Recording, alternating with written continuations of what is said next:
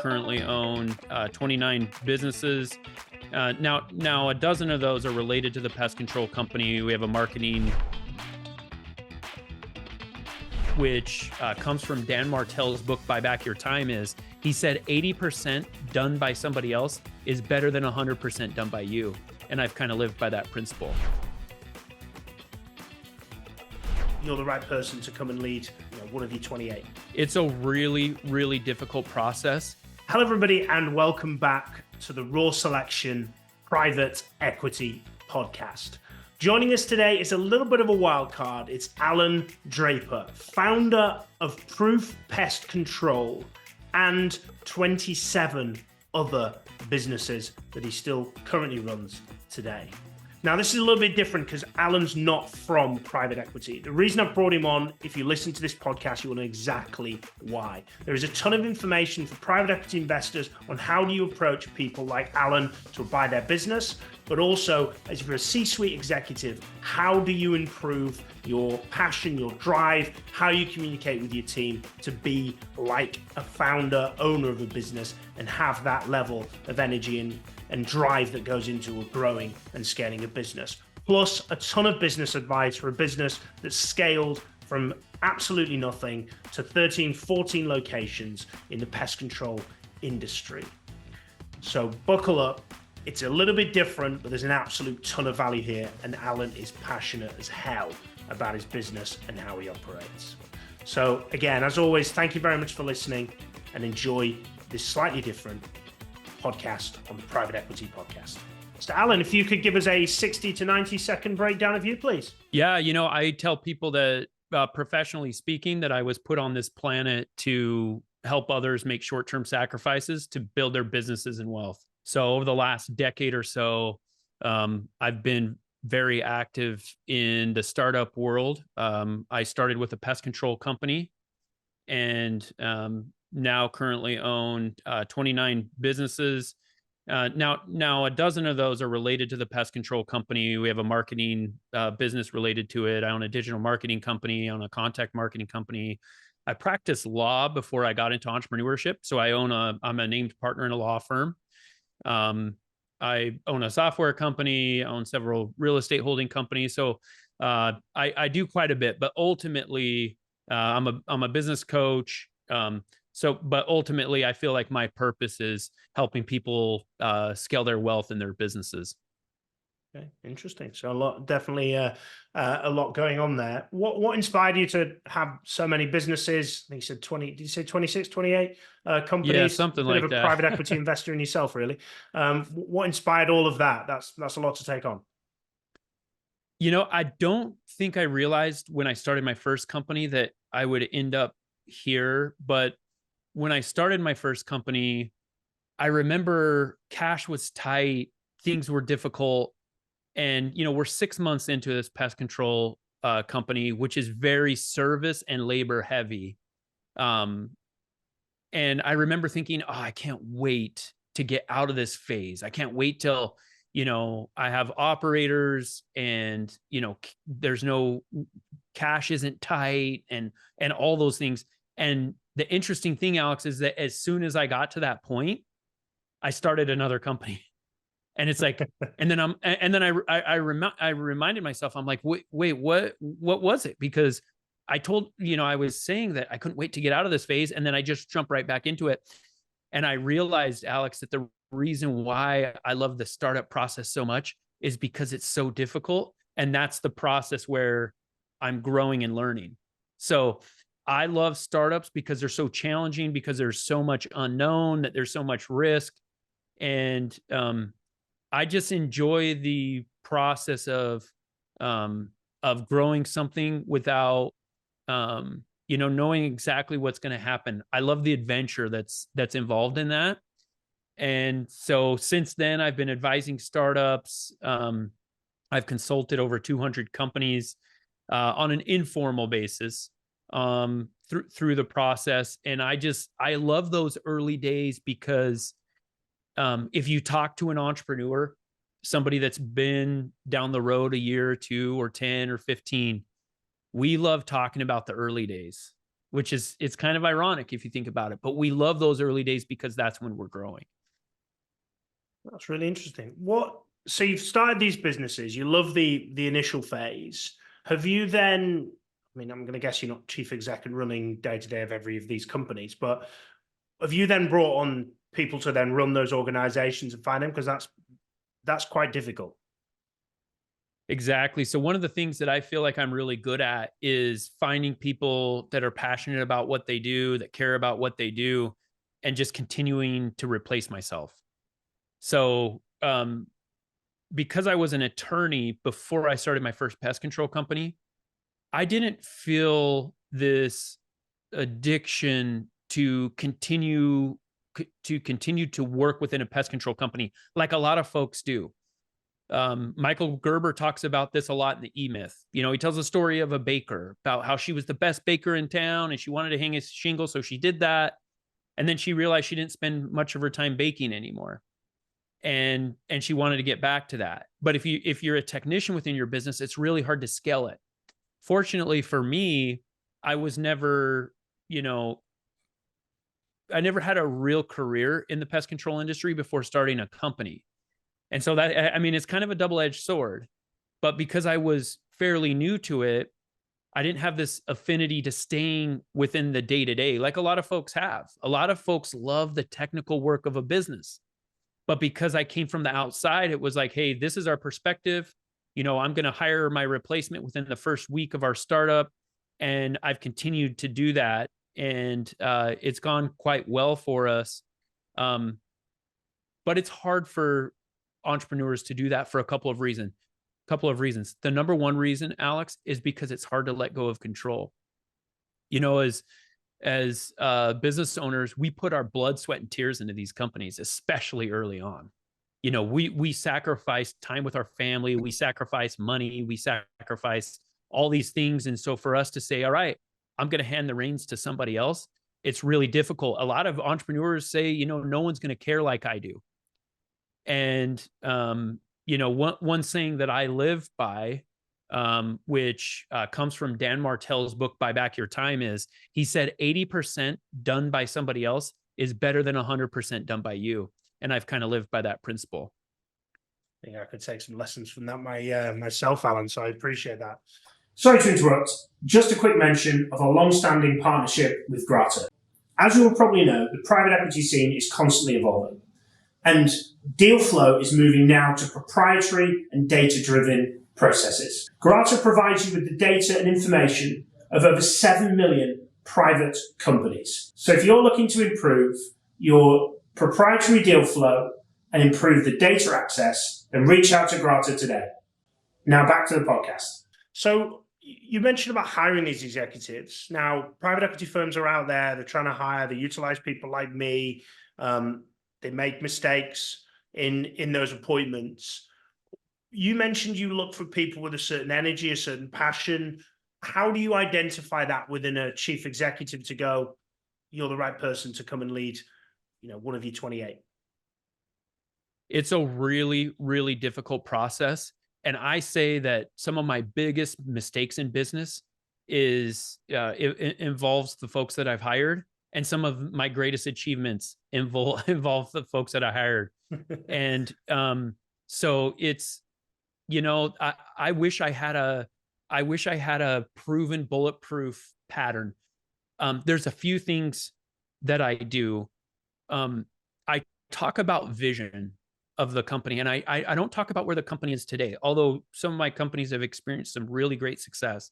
I talk about where we're headed, and I try to get a feel for how on board a leader, especially if you're talking an executive type, how on board they are with that vision. Can I tell if it lights them up? And what's funny is that I just hired a new executive for Proof Pest Control. And it took me about, 8 to 10 months to find this individual. And we're in the early stages. We're less than a month in, and so far so good. But time is going to be the true test. But I think if you talk about your core values, but not in this cheesy, like, archaic or mechanical way, but you talk about your core values and you actually live them. You talk about the vision of the company, and you try to align interests. Um, One of my favorite authors and speakers is Simon Sinek, and he talks about how if people, if you hire somebody to do a job, they'll work for your money. But if you hire somebody that believes what you believe, they'll work for you with their blood, sweat, and tears. And so that's what we try to do. Now, I'm not perfect at it, and I've made some big mistakes, but it's very cliche to say, but it's something I try to live by, and that is slow to hire, quick to fire. You have to be able to admit that you made a mistake, and get the folks outside of your company that aren't on board with the long-term vision. Love that. And you're in a position where you're coaching and mentoring your executives within your companies. What advice would you be giving? Like, you'll have somebody that you think, yeah, this person's the absolute superstar within your group of organizations. What advice would you be giving to executives that are listening, chief exec, CFO, COO, to ignite that touch paper and improve and be better, based on all the different executives that you've hired, brought into the business, and your own experience of leading these businesses and being so emotionally attached, which, when you found a business as I have, it is difficult to let go, and you do become so wanting perfection. So if to give advice to an executive that's leading a decent sized company, I think I would start with transparency and vulnerability, which it's not common. A lot of times, the leader feels like they can't make mistakes. And I want to be clear on this, because during tough times, every company needs a really strong leader, a leader that exudes confidence, and that that individuals believe in. But that's not the same as a leader that acts like they're always right or doesn't admit when they're wrong. Netflix is a great example because they've had such great leadership from the beginning. And one of the things that they've built that company on is transparency and feedback from employees. And I always say that if you take care of your people are going to take care of your customers or your clients, and your customers and clients are going to take care of you. So if I'm giving advice to an executive, it's be vulnerable, admit mistakes, ask for feedback from your people. It's a two-way street when you're doing reviews.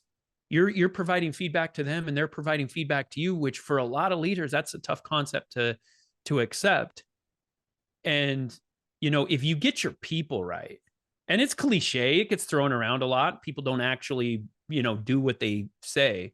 But if you take care of your people, then your organization is going to take care of themselves. I like to say that, when I see something in my company, whether it's a new design or a new department or a new marketing campaign, whatever it is, that I didn't have anything to do with creating, those are my proudest moments, because I'm seeing people that buy into the company.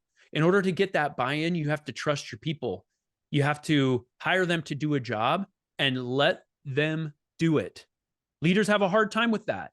But if I hire somebody to do a job and I tell them how to do it, or if I just do it for them, one of the two of us is unnecessary.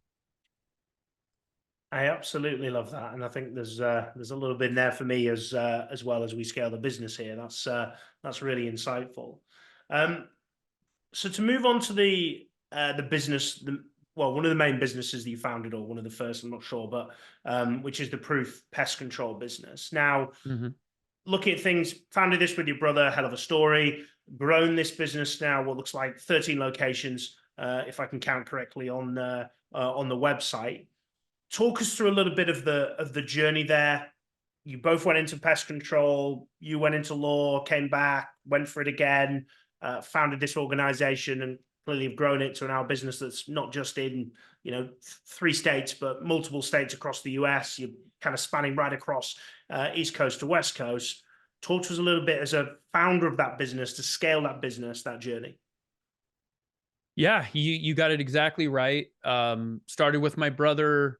And it wasn't, to be honest with you, and this isn't always noticeable from my social media or the information out there, but the first time we started a pest control company, we failed. We couldn't get it off the ground. I felt like we, too immature. We couldn't get along. We didn't have enough capital.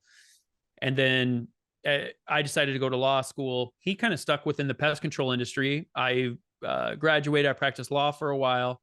And then there was this opportunity for us to give it another shot. And that was in 2014. And, I was practicing law at the time in Phoenix, Arizona. And I had a well-paying job. I had a 2-year-old and a 4-month-old. And I remember coming home one day from my law firm job, and I told my wife, "Hey, yeah, I'm thinking about quitting the law." She's like, "Okay." I said, "And I think I'm going to start a pest control company." She's like, "Okay." And then I said, "And we're going to move from Phoenix to Detroit, Michigan to do it." And she's like, "Okay." Like, and, she looks at me and she said, "I believe in you. Let's do it." And so we, pack our belongings, our small children into our, 4-door sedan and make the hike out to Detroit, Michigan. And, the rest, as they say, is history. We've been able to scale it. We're in 7 states. We do have 13 or 14 locations. And we're getting into the acquisition game. And, I think for us, the ability to scale Proof just came down to this concept of what our vision was for the company. And it was exactly that. We were good at marketing and sales. And so we, as leaders of the company, as owners, we hired people to fill in the gaps. And we've hired some really great leaders. And the great folks that we have hired at Proof over the last decade have outweighed the folks that we had to let go or weren't a good fit for us. So, Alex, I think just in the beginning, we crafted this vision, and it hasn't gone perfectly by any stretch of the imagination. We've gone off on side roads. We've tried things that didn't work. We've made mistakes. We've lost business partners, all these things. But we always had this vision of, hey, we're not just going to sit on our hands. We're going to find opportunities to scale, and we've done that. Congratulations for you. And you mentioned you're going down the acquisition trail. Is that something you've already explored, or is that something that is new and these 13 locations are all organic? So we've supplemented some of our locations with a few small acquisitions. But every new location that we've opened, we've done that organically through door-to-door marketing and then digital and online marketing. So we've not gone into a new market with acquisitions. And I think we're going to continue that path where we're going to do larger and larger acquisitions, but within the markets we already have. So that's interesting, because private equity would do the opposite. They'd make the acquisition and then likely drive into it. They'd like to do the organic stuff, but I don't see that executed as well. What's leading you down that path rather than we'll go and buy a business and then build on the back of it? It's our financial model. So in the locations where we're already located, we've developed very strong brands. We have thousands upon thousands of 5-star reviews. And within a service company, that means a lot. If people haven't heard of us within a market, the very first thing they're going to do is go online and see our presence, see what other people are saying about us. And so we've developed a really strong brand name. And just for what we're trying to do with the company over the next 3 to 5 years and how we're trying to scale it, we're going to be bringing acquisitions under our umbrella versus going out into new markets and relying on a brand name that already exists there. For us, the acquisitions are more seamless doing that, although we still have our struggles with them. And it just fits with where, again, we're trying to be in the next 3 to 5 years, just keeping them under the Proof name and brand. So you mentioned building that brand, which is, I believe, underrated in any industry. What have you done to build that? Because something new is scary for anybody. If I came to you and tried to sell you my J phone, you'd be like, I've never heard of it. Why would I use that? Service is a little bit different, but certainly that brand and recognition and reassurance you have now. How did you build that at the start? Brand is such an interesting concept because I think in a lot of ways building a brand is synonymous with having faith in your business, because you don't see immediate returns, and it costs a lot of resources, costs a lot, takes a lot of time, and costs a lot of money. And what I mean by that is you have to have touch points over years and years and years with thousands upon tens of thousands of people. So it's a slow moving kind of, it's like the snowball effect. And it takes a lot to get it going. But once you do that, once you have a few years under your belt and you have this proven track record of taking care of people, then it just gains momentum and requires less and less effort to scale even bigger and bigger. And with a service company specifically, you're building two brands. You're building a brand with the folks on the outside of the company, customers and prospective customers. Then you're also building a brand with folks on the inside of the company. And in both situations, what it comes down to, what brand really comes down to is, are they going to do what they say they're going to do? Right? So it's like, if you think of McDonald's, it's a very, very strong brand, regardless of how you feel about their actual product. I've been to McDonald's in the United States. I've been to McDonald's in Italy. I've been to McDonald's in Chile in South America. And the French fries taste the same. And it's unbelievable, right? It's like, how do they do that? And all they're doing is they're providing what they say they're going to provide. They're providing that consistency. And it's such a powerful thing, but it takes faith, because I can spend money, Alex, on a pay-per-click campaign. As soon as that thing goes live, kind of gets out of its learning phase, my phone's going to start ringing. With brand, it's not like that. It takes time, and brand's really tough to track. It's really tough to monetize. So it requires, hey, I believe in us. I believe in our systems. And so this thing's going to work over time, and we're going to put in the resources to make sure that it does. So what's the two biggest challenges that you've faced with Proof Pest Control, and how have you overcome them? So I look at, especially in business and in life generally, as your opportunities are going to be found where your challenges are. So my greatest opportunities, if you had just changed the word challenges to opportunities, my answer is going to be the same. And that's number one, with my business partners, and number two, with our personnel.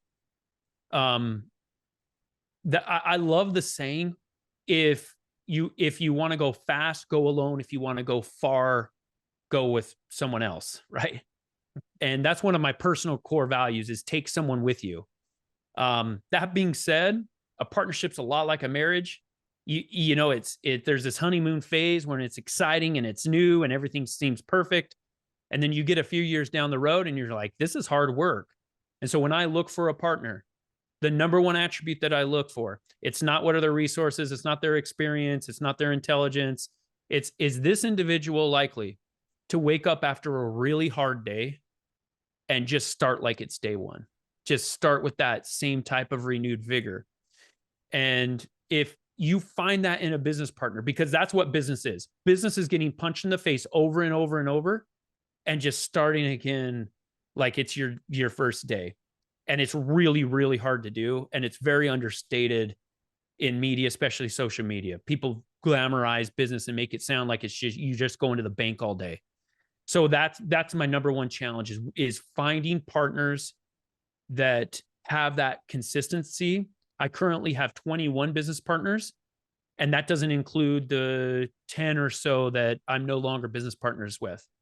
So number one challenge is finding and keeping really good partners. The second is individuals, is finding people like we spoke about before, that you share a common vision with. that believe what you believe and that are working for more than just dollars and cents. You know, what's funny, Alex, is that there was a survey done about a decade ago, and they asked people, hey, what's your number one motivation for work? What is the motivation that is most likely to increase your desire to produce high results? And as you can imagine, everybody said number one is money. Then they crafted a study where they weren't asking the people, they were actually testing them. They changed different variables, they added different things to find out what was actually changing their motivation and their likelihood of producing results. And they found out that money wasn't number one, money wasn't number two. It was either third or fourth. I can't remember. But the number one reason that people worked at a high degree, that were very motivated, that were able to perform at a very high degree, was working together to achieve a common goal. In other words, they were working, for an owner or an entrepreneur or a leader that believed what they believed. And so they shared that. So number one challenge, finding and retaining really good partners. Number two challenge, finding and retaining top level employees. Not only am I the host of the Private Equity Podcast, but I'm also the founder and managing partner of Raw Selection. Raw Selection is a private equity specialist executive search firm with two divisions, one that focuses on portfolio, C-suite executive hires, and one that focuses on private equity direct hires of your back office and investment deal professionals, operating across Europe and North America. A unique offering of our service is that we offer a full money-back guarantee on all upfront deposits. We typically take around $10,000 US as an upfront deposit to commence the search process. The remainder is then on completion, but that upfront deposit is completely refundable. If you're not happy with our service, we will refund that upfront deposit, no questions asked. So it could be a bit of a different question, this, Alan, but so I've got a search running at the moment with a chief executive who's a founder of the business, and he founded the organization, sold to private equity, and he's going again. Most of them clock out and leave after 6 months. This guy's going to the stars and the moons. And executives love to work with people like that because they're exactly how you're exuding yourself at the moment, highly passionate, involved in every element of the business, care about whether the cleaner thinks the business is great or the chief financial officer thinks the business is great. Now, you're managing CEOs that aren't founders of the business.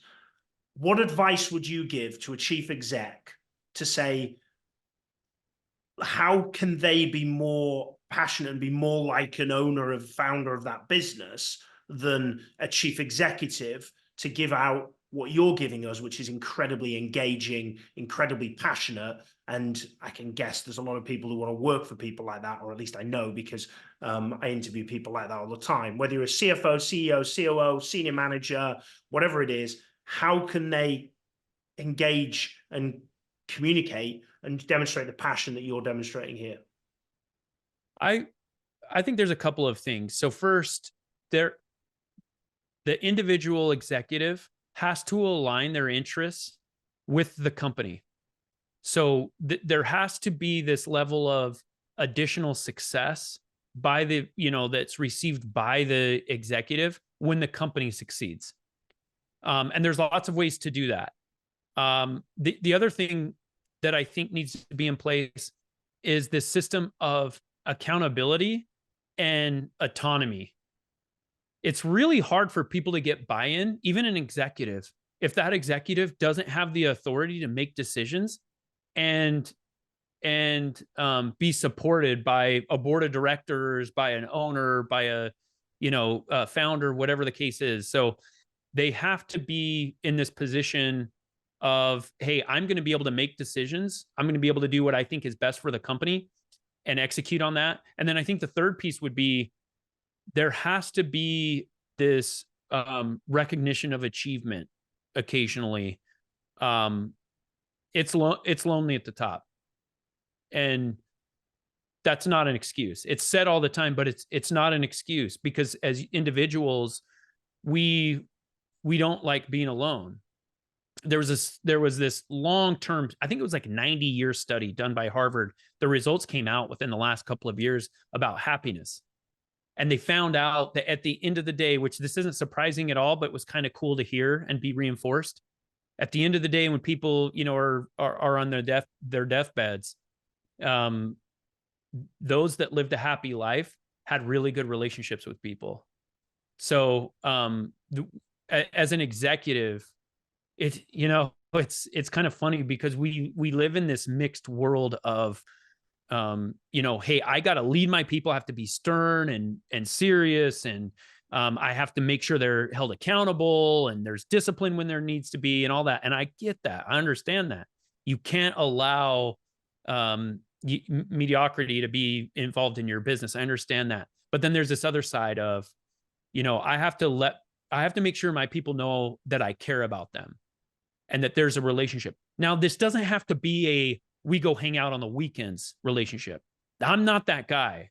I'm friends with my business partners, but it's not that type of relationship, and it doesn't have to be.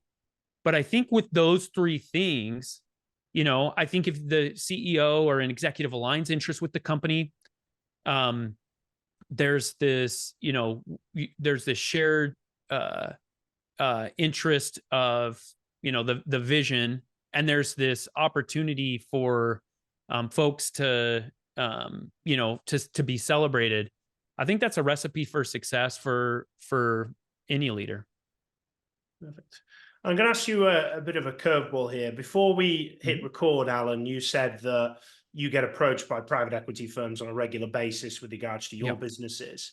Now, one of the hard parts for private equity firms is deal origination and engaging on a proprietary basis with people like yourself. Now, has there been any really good approaches you've seen? Is there any recommendations that you would give? And this isn't endorsing everyone just to reach out to Allan and try and get his companies or his pest control business or anything like that. But what would you advise to private equity firms to say, guys, if you're going to approach people like me, I've had this before, or this has been my recommendation, don't just shoot me an email and then batter me with calls for the next 2 weeks and then never hear from you again. I don't know what your experience has been, but if you could give us a bit of an insight to that, I know there's many listeners that would want to learn from that. Yeah. So I remember when I first received my first email, which was, I think it was our first year in operation. Okay. And this company was like, yeah, hey, private equity, I want to buy your business. And I remember thinking oh my gosh, someone wants to buy my business. Right. And we were doing less than $1 million in revenue. We did less than $1 million our first year, but then by year 2, we were well north of $1 million in revenue. So just so that our relative size. But then the emails continued to come, and I think I've received 3 today. And I have an executive assistant that helps with my emails, but I still see them every once in a while, and they're just I can tell that they're casting a really wide net. And those are all going to just be deleted if they even get to me. So that's how not to do it. But from the marketing side, I get it. I get that there's different touch points, and they're going to have those where it's hey, we're going to send 5,000 of these emails out. See if we, there's some low hanging fruit there. I get that, but that would never work with me. Now, on the flip side of that, I had somebody, I can't remember how he got me on the phone. I can't remember, but there was some tactic in order to get me on the phone. It had to be something genuine. It felt very specific. But when he did get me on the phone, what he was really good at was somehow he knew what I personally wanted to do and what my partners and I wanted to do with Proof, and what our vision was. And that's not on any website. My guess is that he made an assumption, but he knew our history. He was able to talk to me about what happened at Proof 8 or 9 years ago.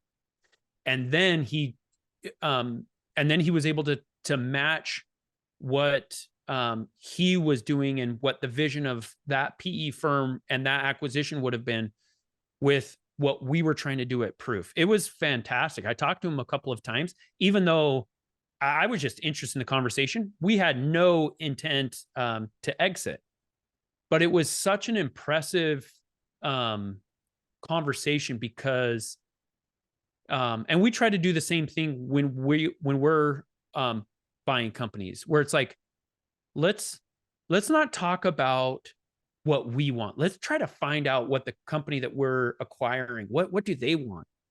And and and for a lot of pest control companies, this is a blue collar industry. Okay.